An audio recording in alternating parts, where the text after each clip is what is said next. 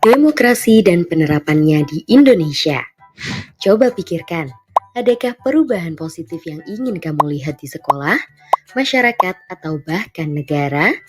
Misalnya, kelas yang lebih mengakomodasi kebutuhanmu atau lingkungan yang lebih bersih, ramah, dan aman untuk tumbuh dan berkembang? Dapatkah keinginan-keinginan ini kamu suarakan agar ditanggapi? Jawabannya adalah ya, jika ada demokrasi di lingkunganmu. Jadi, apa itu demokrasi? Demokrasi berasal dari bahasa Yunani, demos dan kratos. Demos artinya rakyat dan kratos artinya pemerintahan. Dalam demokrasi, rakyat ikut berperan dalam pemerintahan dan semua kebijakan harus mengutamakan kepentingan dan kesejahteraan rakyat. Berbeda dengan demokrasi, sistem diktator adalah pemerintahan yang dikuasai oleh satu orang dan sistem oligarki adalah pemerintahan yang dikuasai oleh beberapa pihak saja. Lalu, kenapa demokrasi dianggap lebih baik? Ada 3 alasan utama. Pertama, pemerintah dapat dimintai pertanggungjawabannya. Jika tidak menjalankan peran dengan baik, pemerintah dapat diganti oleh rakyat melalui pemilu. Kedua, hak rakyat dijamin oleh undang-undang. Jika pemerintah melanggar hak rakyat, maka rakyat dapat mengandalkan sistem pengadilan untuk membelanya. Ketiga, rakyat boleh menyuarakan protes jika tidak setuju dengan keputusan pemerintah. Protes ini tetap mesti dilakukan dengan damai seperti misalnya demo, kampanye online, atau petisi. Semua ini tidak mungkin terjadi pada sistem diktator dan oligarki karena kedudukan rakyat jauh lebih rendah dari pemerintah. Dan pemerintah tidak harus mendengarkan keinginan rakyat. Wah, kalau begitu, negara dengan sistem demokrasi pasti dijalankan dengan sangat adil ya? Belum tentu. Ini tergantung praktik di masing-masing negara. Banyak praktik demokrasi yang menghasilkan pemerintahan oleh mayoritas karena suara mayoritas yang akhirnya menjadi penentu dalam pemilu. Lalu, bagaimana dengan kepentingan pihak minoritas? Di Indonesia sendiri dikenal musyawarah untuk mufakat.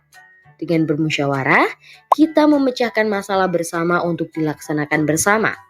Dengan demikian, diharapkan keputusan yang diambil sudah berdasarkan keinginan semua pihak.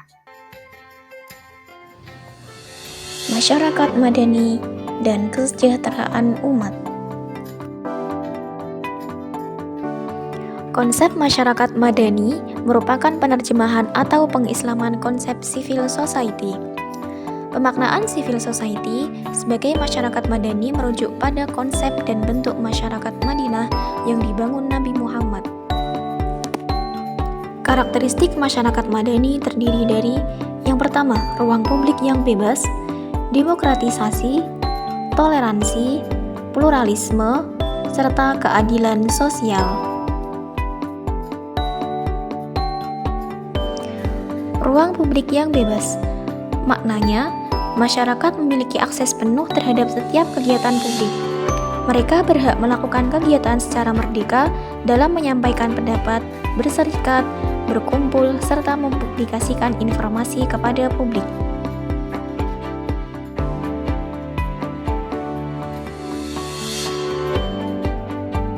Demokratisasi, yaitu proses untuk menerapkan prinsip-prinsip demokrasi sehingga mewujudkan masyarakat yang demokratis.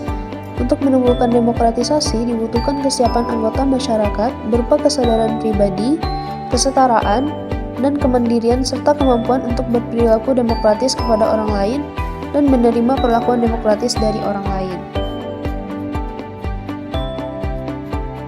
Toleransi, yaitu kesediaan individu untuk menerima pandangan-pandangan politik dari sikap sosial yang berbeda dalam masyarakat, sikap saling menghargai, menghormati pendapat, serta aktivitas yang dilakukan oleh orang atau kelompok lain.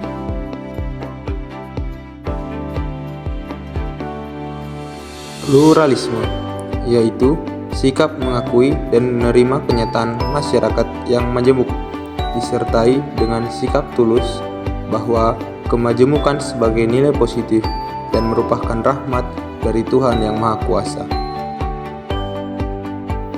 Keadilan sosial, yaitu keseimbangan dan pembagian yang proporsional antara hak dan kewajiban, serta tanggung jawab individu terhadap lingkungannya. Ketua Badan Pengawas Pemilu atau Bawaslu RI Rahmat Bagja merespons terkait kasus dugaan jual beli suara pemilihan umum atau pemilu 2024 di Madura, Jawa Timur pada Senin 26 Februari 2024. Untuk dugaan jual beli suara tersebut, Bawaslu RI mengaku telah meminta Bawaslu Jawa Timur untuk menindaklanjutinya. Kasus jual beli suara di Kabupaten Sampang, Jawa Timur. Kasus jual beli suara ini mencederai prinsip-prinsip demokrasi, khususnya asas pemilu yang jujur, adil, dan bebas dari praktik korupsi. Demokrasi menekankan partisipasi publik yang bermartabat, di mana suara pemilih harus mencerminkan pilihan bebas tanpa adanya transaksi politik atau pengaruh uang. Praktik jual beli suara merusak kepercayaan publik terhadap proses pemilu dan menghasilkan perwakilan yang tidak sesuai dengan aspirasi rakyat.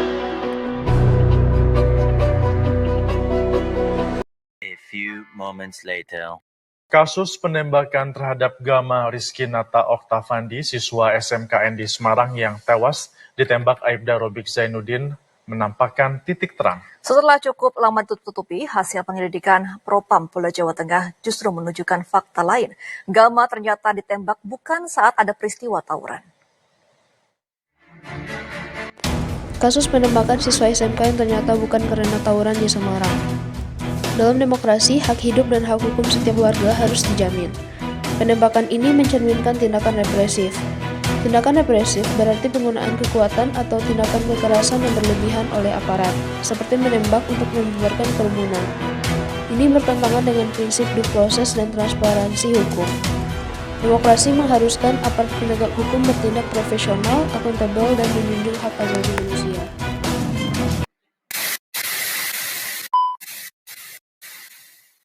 Tekmu jek oke ra? Masih. Yo kono didol.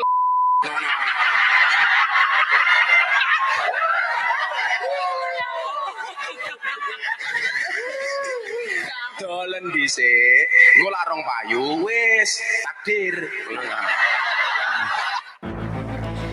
Kasus petinggi agama dan publik figur yang mengolok-olok penjual es teh tentu saja menyimpang dari prinsip masyarakat madani, di mana prinsip utama yang dijunjung adalah keadilan, empati, dan penghargaan terhadap sesama.